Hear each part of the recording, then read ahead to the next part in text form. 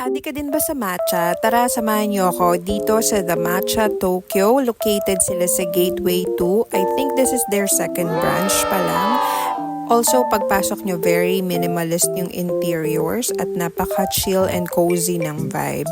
Kitang-kita nyo rin kung paano nila gagawin yung inyong mga tea and latte. They also offer different kinds of pastries na matcha flavored, of course. And naintriga ako kasi meron silang soft serve matcha.